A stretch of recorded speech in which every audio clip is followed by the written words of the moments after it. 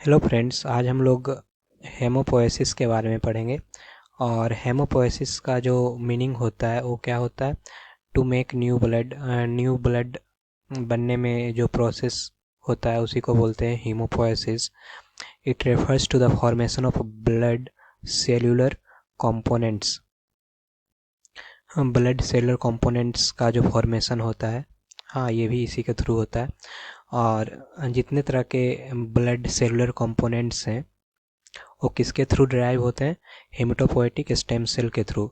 एक सेल होता है हेमेटोपोएटिक स्टेम सेल, और हेमेटोपोएटिक स्टेम सेल से ही सभी तरह के ब्लड के सेलुलर कंपोनेंट्स बनते हैं। ठीक है, देखना, एक स्वस्थ आदमी में जो एक स्वस्थ एडल्ट इंसान है उसमें लगभग 10⁻11 से लेकर के 10⁻12 new blood cells daily produce होते हैं।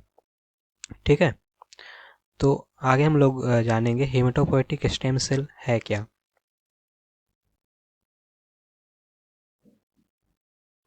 देखना कि हेमेटोपोएटिक स्टेम सेल क्या है। ठीक है, हेमेटोपोएटिक स्टेम सेल क्या है इसके बारे में जानते हैं।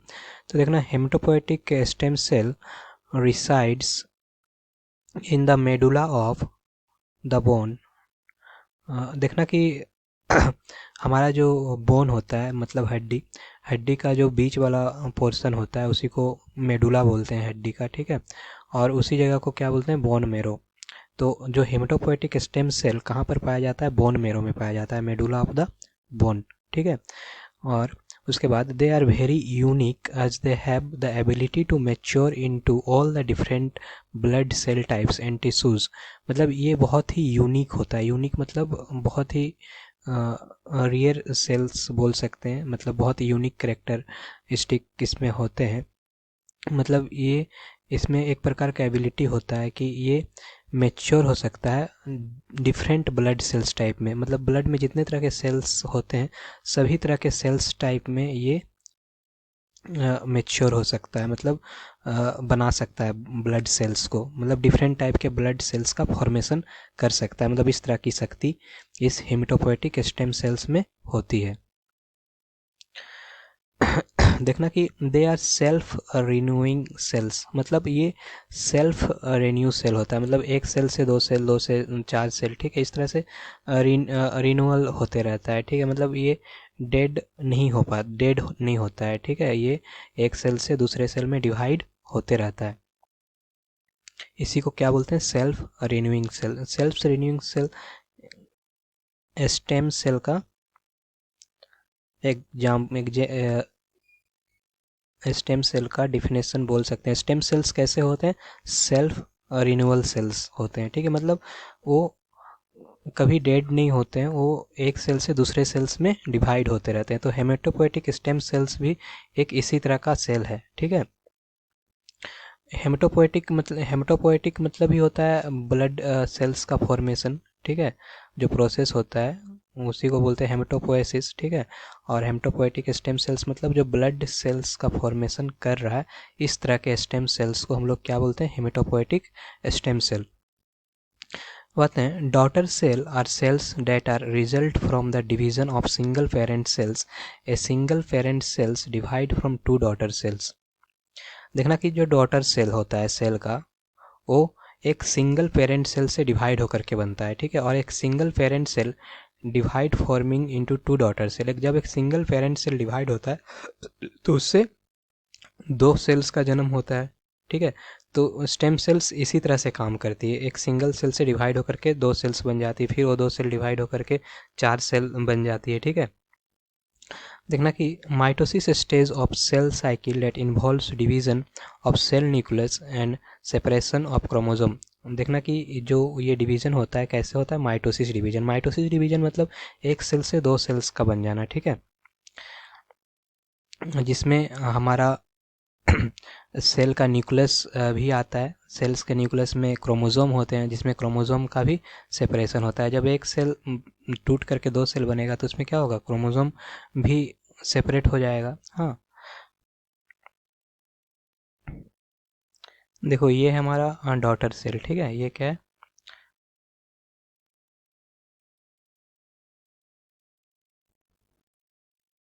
डॉटर सेल बोले तो ये पूरा एक सेल था, ठीक है। ये हमारा पूरा पेरेंट सेल था, ठीक है। पेरेंट सेल से ये डिवाइड हो रहा है, डिवाइड होकर के दो सेल्स में चेंज हो जाएगा, तो इसको हम लोग क्या बोलेंगे, दोनों सेल्स को हम लोग क्या बोलेंगे, डॉटर सेल बोलेंगे। अब आते हैं बोन मेरो में, ठीक है।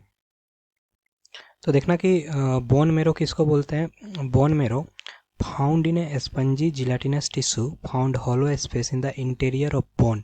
हाँ, ये एक जिलेटिनस टिश्यू होता है जो कि जो हमारे हड्डियां होती है उसके बीच वाले भाग में पाया जाता है, ठीक है। देखना बच्चों में जो हेमोपोएसिस होता है वो लॉन्ग बोन्स में होता है, जैसे कि फीमर हो गया और या फिर टिबिया हो गया। मतलब जैसे लॉन्ग बोन बोले तो फीमर पैर की हड्डी, ठीक है, और टिबिया में भी होता है, ठीक है। और एडल्ट्स में ये हमेशा कहाँ पर होता है, पेल्विस, कार्नियम, वर्टिब्रा एंड एस्टर्नम में। हाँ, मतलब ये सारे हमारे हड्डियों के नाम है, मतलब पेल्विस की हड्डी, कार्नियम में, वर्टिब्रा में और एस्टर्नम में ब्लड का फॉर्मेशन होता है एडल्ट एडल्ट रहते हैं तब, ठीक है। और जब बच्चे में जो ब्लड का फॉर्मेशन होता है कौन से बोन्स में होता है, लॉन्ग बोन्स, जैसे कि फीमर में होता है और टिबिया में होता है। एक्स्ट्रा मेडुलरी हेमेटोपोएसिस जो मतलब ब्लड का निर्माण जब हमारे बोन मेरो के बाहर भी होता है। तो इस फिगर के माध्यम से हम लोग देखते हैं कि जो डिफरेंट स्टेज ऑफ लाइफ है ह्यूमंस में, उसमें ब्लड का फॉर्मेशन अलग अलग जगह पे होता है, ठीक है। सो बच्चा जब एम्ब्रियोनिक स्टेज में रहता है तो वहाँ पर ब्लड का फॉर्मेशन कहाँ होता है, यॉर्क सैक में होता है। फिर एक से लेकर के ये मंथ्स दिया हुआ है, मतलब 0 से लेकर के 9 मंथ्स, उसके बाद ईयर्स दिया गया 10 टू लेकर के 70 ईयर्स, ठीक है। 1 मंथ से लेकर के 9 मंथ तक जो ब्लड का फॉर्मेशन होता है लिवर में भी होता है, ठीक है, और स्प्लीन में भी होता है 2 मंथ से लेकर के 7 मंथ्स के बीच में, ठीक है। और जैसे ही 4 मंथ्स आता है तो 4 मंथ से जो ब्लड का फॉर्मेशन है बोन मेरो में होना भी स्टार्ट हो जाता है, जो कि 9 मंथ्स आते आते वो पीक पे चला जाता है। ब्लड का फॉर्मेशन कहाँ जगह बना लेता है, अपना लॉन्ग बोन्स में, ठीक है। और वो लॉन्ग बोन्स कौन सा है, फीमर है और टिबिया है, ठीक है। और इन दोनों बोन्स में लगभग 20 से 25 साल की उम्र तक ब्लड का फॉर्मेशन होता है। उसके बाद 25 साल के बाद जो ब्लड का फॉर्मेशन है यहाँ से जगह बदल करके इन सारे जगहों में होने लगता है, जैसे कि रिब्स हो गया, एस्टर्नम हो गया, ठीक है, और या फिर वर्टिब्रल पेल्विस, ठीक है। इन सारे जगहों पे ब्लड का फॉर्मेशन 70 ईयर्स तक होता है। मतलब बचपन से लेकर के 25 साल की उम्र तक ब्लड का फॉर्मेशन लॉन्ग बोन्स में होता है, फीमर और टिबिया में। और बाकी 25 से 30 साल के बाद जो ब्लड का फॉर्मेशन होता है वो कहाँ पर होता है, रिब्स में होता है, स्टर्नम में होता है, वर्टिब्रल पेल्विस में होता है। तो यहाँ पर हम लोग ने ये चीज़ पढ़ा था कि in children hemopoiesis occurs in long bones, femur and tibia. मतलब बचपन से लेकर के 25 ईयर्स तक जो ब्लड का फॉर्मेशन होता है फीमर और टिबिया में होता है, ठीक है। उसके बाद एडल्ट में ये जगह कहाँ बना लेता है, पेल्विस में, कार्नियम में, वर्टिब्रा और एस्टर्नम में, ठीक है। जबकि फीटल स्टेज में लीवर और स्प्लीन में ब्लड का फॉर्मेशन हो रहा था। अब आते हैं बोन मेरो। देखो ये जो एरिया है ये बोन मेरो है हमारा, ठीक है। ये बोन हो गया, बोन का जो बीच वाला भाग है वो बोन मेरो कहलाता है। और बोन मेरो में एस्ट्रोमल सेल्स है, बहुत सारे ब्लड वेजल्स हैं, ठीक है, एडिपोसाइट्स है, ऑस्टियोक्लास्ट सेल है, ठीक है। तो एस्ट्रोमल सेल से हिमेटोपोएटिक सेल आ रहा है, ठीक है। देखो ये हिमेटोपोएटिक स्टेम सेल ही बोन मेरो में पाया जाता है, ठीक है। और हिमेटोपोएटिक स्टेम सेल से मल्टी पोटेंशियल स्टेम सेल्स का फॉर्मेशन हो रहा है, ठीक है। और मल्टीपोटेंट स्टेम सेल जो है उससे दो तरह के सेल्स बन रहे हैं, एक माइलॉइड प्रोजिनेटर सेल्स, एक लिम्फॉइड प्रोजिनेटर सेल्स, ठीक है। तो जो लिम्फॉइड प्रोजिनेटर सेल्स है उसमें देखो बी लिम्फोसाइट सेल्स का फॉर्मेशन हो रहा है, टी लिम्फोसाइट्स का हो रहा है, नेचुरल किलर सेल्स का निर्माण हो रहा है, ठीक है।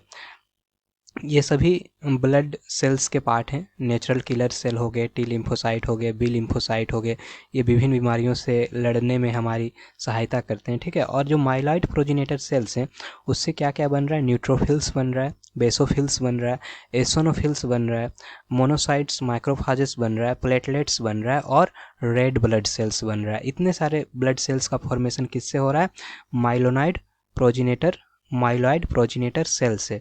क्या क्या बन रहा है, न्यूट्रोफिल्स हो रहा है, बेसोफिल्स बन रहे हैं, इसोनोफिल्स बन रहे हैं, मोनोसाइट्स बन रहे हैं, प्लेटलेट्स बन रहे हैं, रेड ब्लड सेल्स बन रहे हैं।